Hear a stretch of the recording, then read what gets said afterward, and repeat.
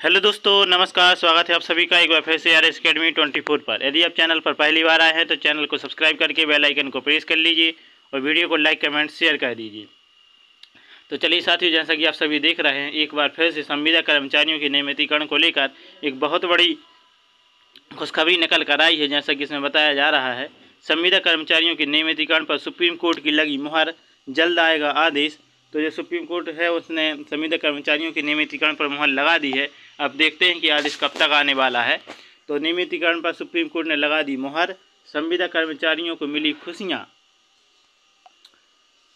नई दिल्ली, संविदा अनियमित कर्मचारियों का नियमितीकरण अब राजनीतिक दलों के लिए चुनावी मुद्दा बन चुका है। जहां भी चुनाव हो, राजनीतिक दल की ओर से नियमितीकरण का वादा प्राथमिक तौर पर रहता है, लेकिन अब तक पूरी तरह से संविदा कर्मचारियों के नियमितीकरण को लेकर फैसला नहीं लिया गया है।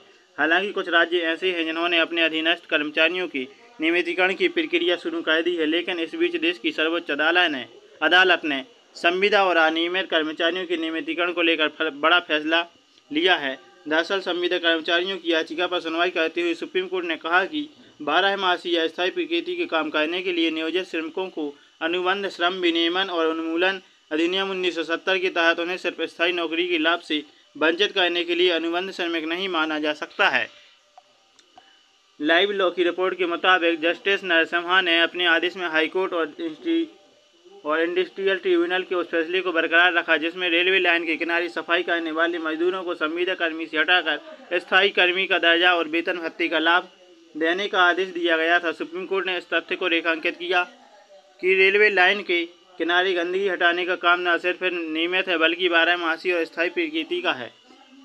कोर्ट ने कहा कि इन कारणों से अनुबंध पर बहाल कर्मचारियों को स्थायी किया जाना चाहिए।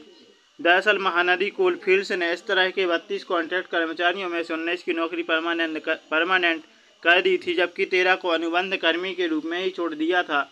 जबकि सभी कर्मियों की ड्यूटी एक समान और एक ही प्रकृति की थी। इसके खिलाफ यूनियन ने केंद्र सरकार और महानदी कोल फील्ड्स को ज्ञापन सौंपा, लेकिन जब कार्रवाई नहीं हुई तो इंडस्ट्रियल ट्रिब्यूनल में मामला पहुंचा, जहां ट्रिब्यूनल ने सभी 13 अनुबंध कर्मियों को नियमित करने का आदेश दिया। बाद में उसी फैसले को हाईकोर्ट ने भी बरकरार रखा, जिसके खिलाफ महानदी कोल फील्ड्स ने सुप्रीम कोर्ट का दरवाजा खटखटाया था, लेकिन वहां से भी उसे निराशा हाथ लगी है। तो चलिए साथियों, यह एक बहुत ही बड़ी अपडेट निकल कर आई है संविदा कर्मचारियों के नियमितीकरण को लेकर, क्योंकि जो देश की सर्वोच्च अदालत होती है, शीर्ष अदालत सुप्रीम कोर्ट, उसने नियमितीकरण को लेकर बड़ी अपडेट दी है। और अपडेट क्या, उसने मुहर ही लगा दी है कि अब संविदा कर्मचारियों को नियमित किया जाए।